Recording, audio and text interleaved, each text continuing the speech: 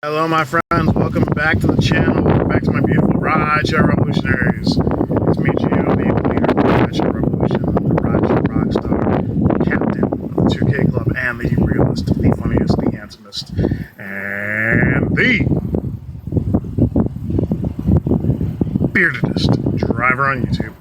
And I just want to recap something that happened last night, which I thought was kind of funny. You know what? First things first, let's talk the earnings for the week. As you guys can see there, 1183. I'm not too proud of this number because look how many hours it's taken me. I'm like at $24 an hour or something right now, or even less, maybe like $23.75. So I'll just barely, gross 25 an hour this weekend if this weekend turned out to be good. That's low for me, but you know what? We got to make do. A lot of that, unfortunately, like last night, I'll get into why my hourly rate might be kind of fucked up this week. That glare is obnoxious. All right. We can figure this out, maybe. Is that better? All right. So yesterday was a horrible morning that turned into a pretty good night, and then back into a really horrible night. Yesterday I got dragged out to the northern suburbs by like Winnetka at 8 a.m. So I had the app on the entire time, but I only got a few pings, and then I had a 45 plus back to the city around 11 a.m.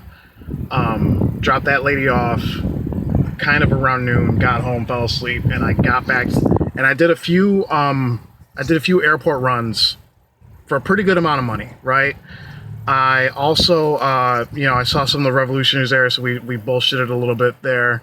And then the queue was still moving at like 1 in the morning, which was surprising, at like 1:30. So I was talking to a couple of my drivers that were in the group chat that were at the lot, and I got a short trip notification. So I figured, well, this works out well because I can take this trip. It was surging, so this trip will probably be worth like $10. And then I could take the trip, come right back to the lot, and get another ride, right? Everything works out. So I completed the short trip. I got paid $11 for like a 6-minute ride. Directly went back to the lot, got a ping immediately, and then I started heading to the terminal, and I got this message. I'll show you guys. Horrible. So, as you guys see there, at 2:14 in the morning, at 2:14 in the morning, the passenger Neil messaged me and says, "On the arrivals, we're on the bottom." I messaged him back saying, "We can only pick up at departures." I meant to say departures, but whoops. And Neil said, "Please head here. I'm at departures. We're at arrivals downstairs." And I told him we are not allowed to pick up at arrivals. Now here's the thing. Drivers, do not pick up at arrivals. I think that's a $200 ticket if you pick up a passenger outside of the rideshare loading zone. I think that's what the ticket is. I don't want to know for sure what that ticket is. I don't care to know. And like I said, this was at 2:16 in the morning. This was a surged ride, and I didn't, I couldn't risk it, and I already knew if I told him, no, you're going to have to come up to departures, then I already know this would have been a bad rating, a complaint, and I was just like, you know what, let me collect the cancel fee, and I'll be on my merry way.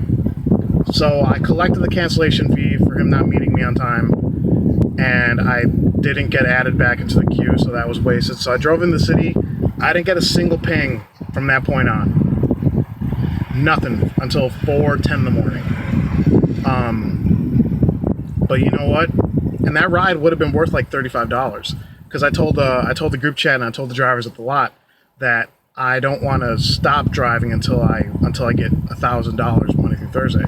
And with that one ride, I probably would have been right around $1,000 leading into Friday morning. So yeah, that was a bust. But you know what? It wouldn't have been, if I would have gotten a $200 ticket, it wouldn't have been worth it. So I stood my ground.